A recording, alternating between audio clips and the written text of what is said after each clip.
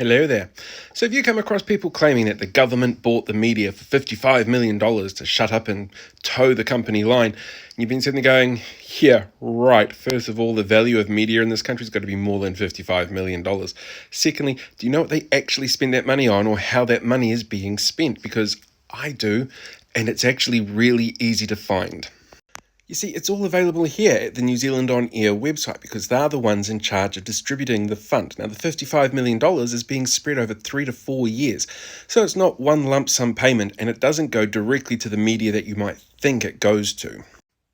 So something like this with Kia Kids News getting $653,000 to do video news reports and explainers for Tamariki.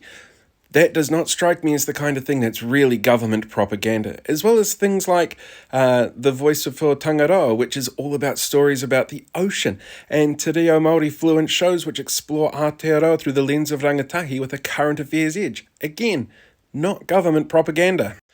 And I'm pretty sure that this one here, the $250,000 that the spin-off is doing on a youth series about the Royal Commission into Abuse and Care, is also not about government propaganda about the vaccine and mandates and that kind of stuff.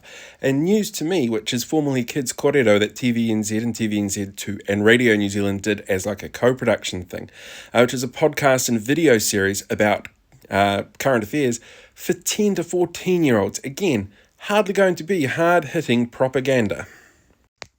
Oh, and then there's this one here, Efoga, which is a video series investigating Pacifica who suffered abuse while in state care. Again, not really sure how that's going to be a propaganda piece about vaccines and mandates, but $55 million.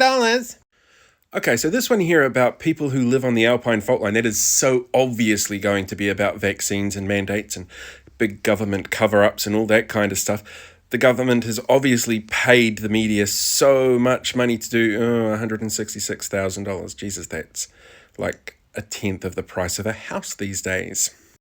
Oh, and what about this one here?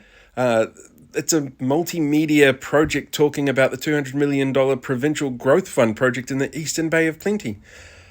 I can't believe that the government has paid the media off like this. Oh, and this one as well, Disability Roadshow. Workshops around the country to upskill journalists so that they can work with a best practice model when it comes to dealing with disability rights and reporting, dealing with a paid internship position for a writer who's lived with a disability. My God, this government knows no bounds. So as you can see, and it is easily accessible for anybody to find this information, that fund has not gone to pay off the media. It's gone to make sure that there is still journalism happening across the country in all sorts of facets of life.